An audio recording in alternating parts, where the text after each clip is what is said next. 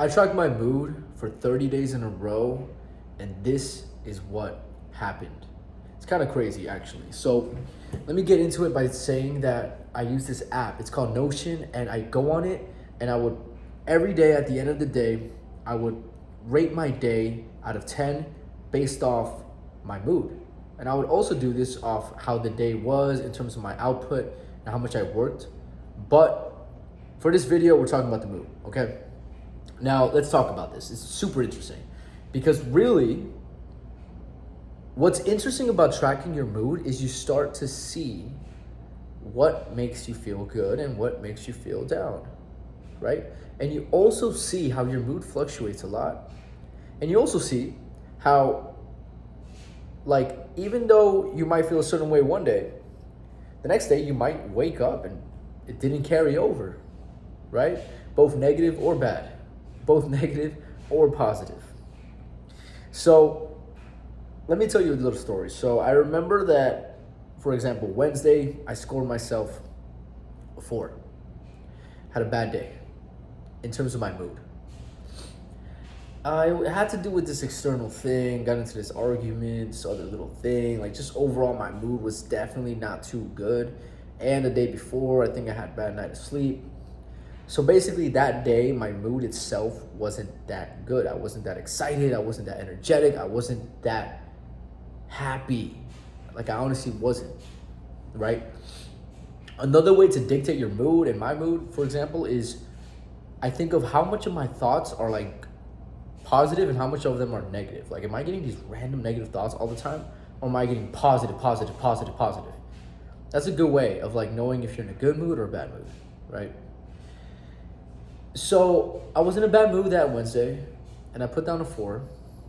And then, Thursday passed by, had a decent day. Friday had a decent day. I think Saturday or something was like really good. And then every week I reflect. This is the second part to this. I reflect on the week and I look back at the moods. And I saw how, what was the weakest day for my mood? And I saw it was Wednesday. And then upon reflection, I was like, my first thought was like, damn, I don't even remember why I felt bad. I can't even remember. And I was thinking, I had to look in my journal on my daily reflection for me to remember what it was that made me feel down, which is powerful. Because in that moment, the reflection moment, my brain is learning that, Sergio, even if you feel down like one day, you're literally going to forget that ever happened. Like, literally. Like, it has that low significance, which is crazy, honestly. So that in itself builds self-confidence, builds a better mood, builds like a better perception of who you are as a person. It gives you clarity, right? So next time you're in a bad mood, you could think of the last time and be like, that didn't end up mattering. That wasn't a big deal. It didn't change anything, and I need to become more detached from this negative emotion. I mean, you can feel it, you can accept it, but by no means are you judging what's happening, and are you adding an extra layer of negativity to what's happening. So that's one cool thing. The other cool thing is when you have a good day and you have like maybe an 8 or a 9 mood, I look back and I think, and honestly, what's crazy is on the days I have really good moods or really good days, I don't forget that. I do not forget that stuff. That is something that for some reason I can recall really quickly. And honestly, that's just a sign of my personal development. So if you start doing this whole mood thing, your overall personal development, it's going to shine through. Because if you're a very positive person because you do positive acts, then you will notice the positive moments better. You won't forget them. If, on the contrary, you're very negative, you're very down, most of the time you're down, then you will notice those negative dips. And you will remember them, right? With that being said, when I look back and I see the positive moment and it's fucking great, I love it because I'm like, how was I 9? Oh yeah, it's because this thing happened. Oh yeah. And then the positivity comes back. It's like having a second effect, basically. Right?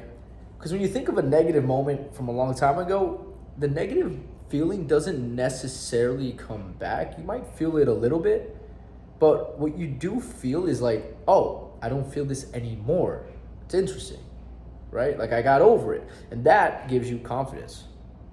But what's cool is when you think of a positive moment in the past, you do feel the positive emotion, and you're like happy. It's like euphoria. It's like flooding your body. Literally, me as I'm saying this, I feel more happy. Like literally. So yeah, it's good. You get to look back at the positives, the negatives. You start to see patterns. You start to understand yourself better. This way, you can avoid more of these negatives, or at least learn how to detach from certain situations, and also add more of these positives to have a better life. So that's it. Track your mood, 30 days. Really cool thing I do. I still do it. I actually got more. My new thing is I got more specific. So now I track the mood of the beginning of the day, the end of the day, the peak of the day, and the low of the day.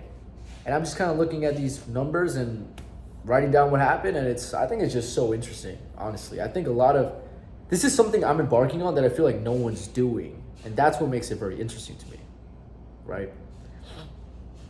Anyways, guys, go ahead and do that. I highly recommend it. It gives you much more self-awareness. And if you want even more self-development tips, if you want to coach, you want to stay accountable, you want to level up in life, link in the description to work with me personally. And with that being said, have a great day. Peace out.